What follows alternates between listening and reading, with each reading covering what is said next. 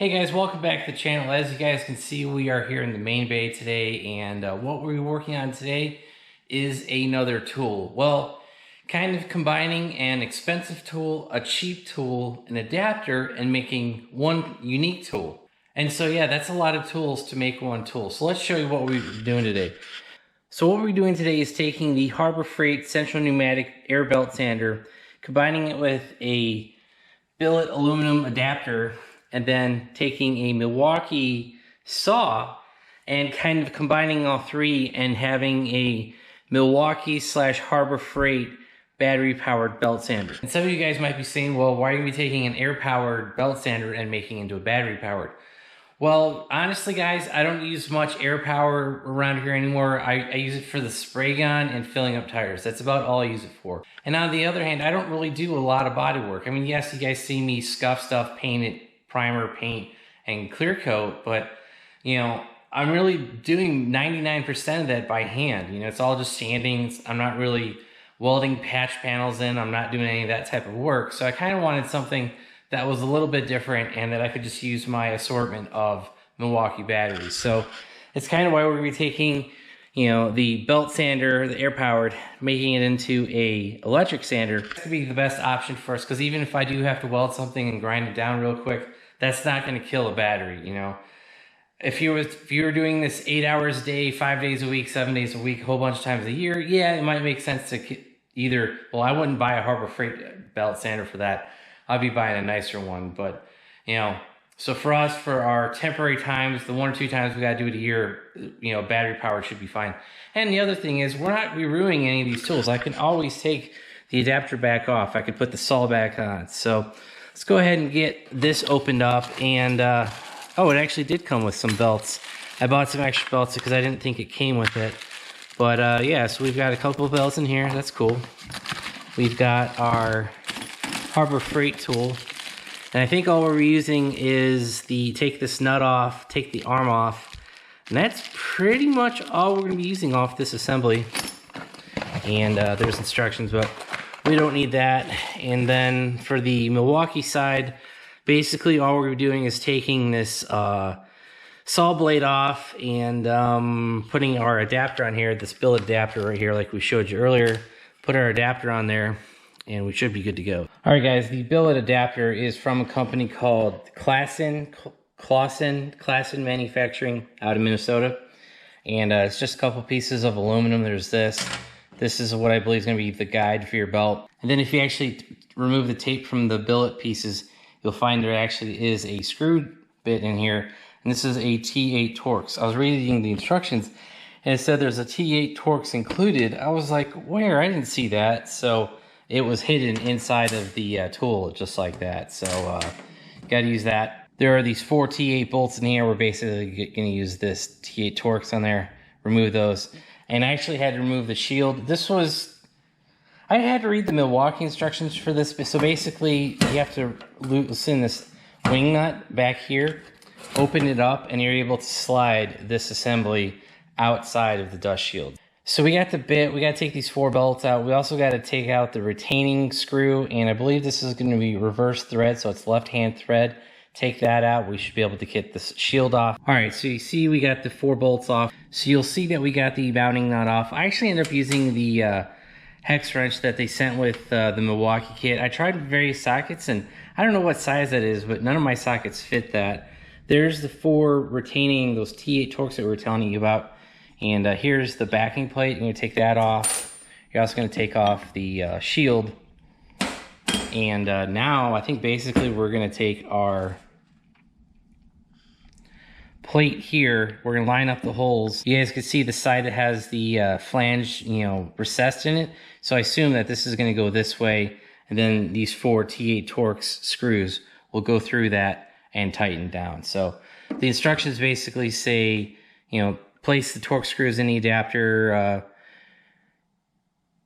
turn the Torx screws counterclockwise in reverse until you feel it snug and clicks. So, all right, we'll follow those instructions and basically put this. The one thing you don't want to be careful, I believe you are screwing in the plastic, so just don't over torque it, because obviously you can split plastic real quick. All right, guys, I just finished putting the screws in. Like I said, I put them in snug. Even the instruction says don't over tighten. You're gonna put your adapter on here, where it's gonna fit inside here. It's not keyed, so that's a little bit weird. It's just kind of funny that you guys can see that this is keyed, but this billet aluminum piece isn't. I guess the manufacturer decided that wasn't necessary. So now that we've got the adapter on there to basically drive the sanding belt, you're now going to put the mounting hardware back on, and that's the nut that we used. And like I said, this was reverse thread, so this is going to be left to tighten and right to loosen. So we'll get that tightened down. So the next step is going to be to actually remove the sanding arm from the air sander, and basically do that by taking out this bolt right here. You guys can see I've already removed that, taken that out. So this should, in theory, slide off. All right, there you go. So how this is going to work, we're going to take this billet adapter piece of aluminum that we put on the Milwaukee tool. We're going to slide it into the swing arm of the air sander, and then we're going to take that bolt that we took out, tighten that down. That should be the final step. So yeah, so that should slide on there somehow. All right, yeah, I think it's on there. I might have to adjust it a little bit, but yeah, you guys can see we have the air sander arm from the Harbor Freight piece now on the Milwaukee tool, and we just got to put that bolt, like I said. So let's put that bolt in, and we should be ready to load this with the belt and do a test sand. All right, guys, fitting the sandpaper was real simple. All you got to do is fit it over the sanding arm, you know, put it in the grooves of the adapter that we bolted on, put it over the sanding arm. Then you guys will see this button right here, this arm right here. Press that in, and that will pop the arm extended. So now that it's fully extended, this should be good to go to actually start sanding. So let me go get a piece of scrap metal. I'll put in the vise, and we'll show you how this thing works. All right, guys, if you're ever worried about running out of battery, they do sell these extra charge batteries. I got this with one of the tools. I'm not really sure which one I ordered it with, but it did come with one of the tools. But here is the belt sander.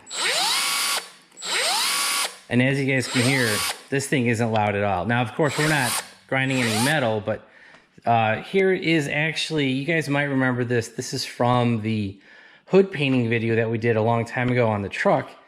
And this is actually the mount that I created to go underneath the hood to prop it up off the ground. So right now it's just scrap metal. So let's go ahead and just try to sand. Let's try sanding this edge right here. We'll take off the sharpness of it. So.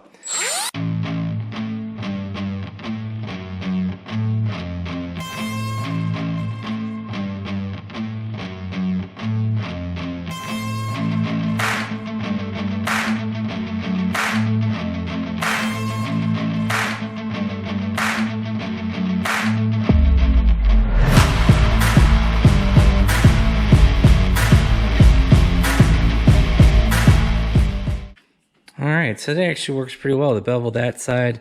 Oh, yeah, you guys can see it even beveled that side. Cool. So yeah, I think this thing's going to work real well.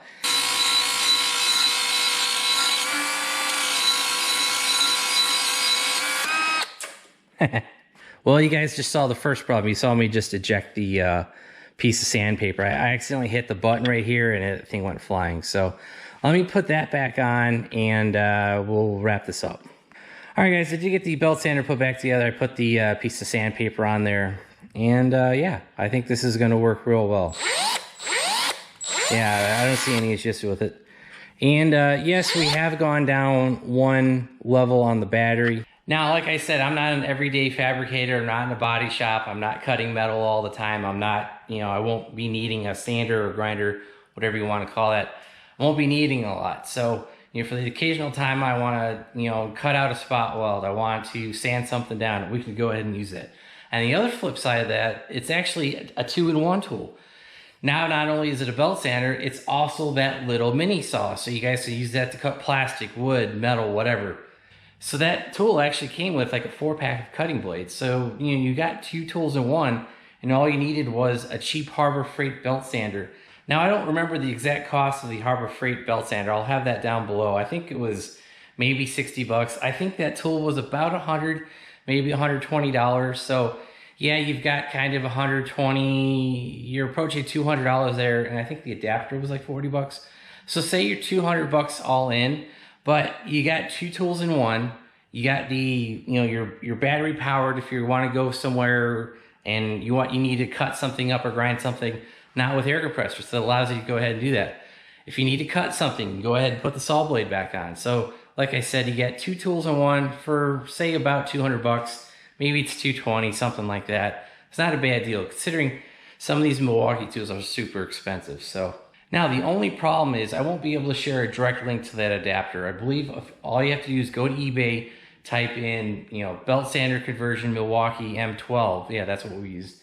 That billet adapter, those screws, and that drive will all come up on there. That should be on eBay. Like I said, I think it was $40 or $30. It wasn't super expensive. You go ahead and find that on there. I don't think I'll be able to find that on Amazon. So yeah, that's gonna be it for today's video. I hope you guys enjoyed it. If you did, hit that like button.